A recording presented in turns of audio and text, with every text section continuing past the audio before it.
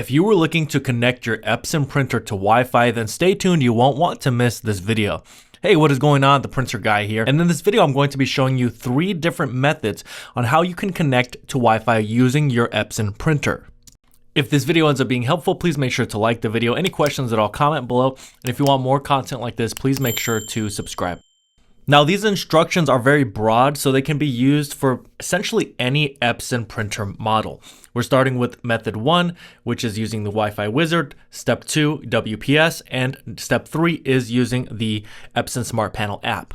All right, so in method 1, all you would need to do is either in your settings or on your home screen, find Wi-Fi setup. You're going to click into Wi-Fi, and it's going to give you the option for Wi-Fi wizard setup. It's going to search for your SSID. All that means is it's searching for your Wi-Fi network name. So whatever the Wi-Fi network name is at your business or at home, that is what you're going to select. Next, you want to have the password for that Wi-Fi network.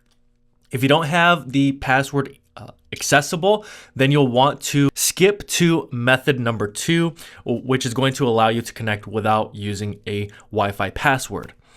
But you should be all set, and you should have been able to set up completely and being able to be connected to Wi-Fi using this method. Now, method number 2, we are once again clicking into connect via Wi-Fi, but this time we're selecting push button setup, WPS. And in this method, you are pressing down a button, not the power button, but another button on your wireless router. Now, this may look different depending on the router that you have. Some may say the words WPS, some may have 2 arrows pointing towards each other, but essentially all you're doing is clicking that button, or you can click on the software version, which would be on your PC, WPS push button. And once you've selected OK on the printer, it is going to connect that way. And that is a direct connection that does not require a password. So that should be completed as long as you did that correctly. Now, next, there are some other methods that you can use within WPS. You can even disable your Wi-Fi right here in these settings. All right, so the third and final method that you can use to connect to Wi-Fi is using the Epson Smart Panel app. Now, this is really popular with the Epson EcoTank printers and maybe other printers that don't have a display. And so you can easily connect to Wi-Fi using your smartphone. It does take quite a bit more setup, but once you have it set up, you can utilize this app to print from. You can print photos, you can print documents, everything you can imagine. You can do maintenance from the app. So one of the first options you'll need to select is whether you're setting up a new product, connect to a product already on Wi-Fi, or create a new Wi-Fi connection. And you'll want to select one of those options. I selected setting up a new product, and that will allow me to connect to Wi-Fi as well, along with the other options. So from here, you have various prompts that are going to ask you for a Bluetooth. And right out the gate, you're going to select a Wi-Fi network that is being emitted from your printer. So it's going to have the Wi-Fi symbol next to your printer name. And you're going to select yes, that you want to connect that printer.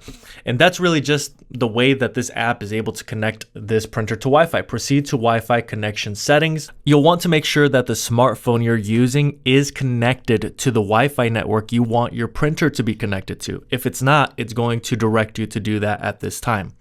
So you're going to select your Wi-Fi network. Once that is completed, you're going to come back to the Epson Smart Panel app and continue with the prompts.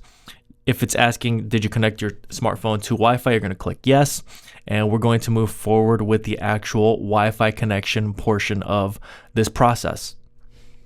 At this point, the prompting is going to direct you to confirm the Wi-Fi network. One of the prompts may also be to enter the Wi-Fi password, and there may also be the option to do WPS through the Epson Smart Panel app at this time, but you want to just go through these prompts. Most of this is blurred out just because there's a lot of information on here that is private, of course, but once you're done with this process, it is going to set up, and that is going to be the end of this portion of the Wi-Fi setup, and this is it. You should be connected to Wi-Fi. So I really hope you found this video to be helpful. Again, if it was, please make sure to like the video. Any questions at all, comment below. And if you want more content like this, please make sure to subscribe. Thank you so much for watching, and until next time.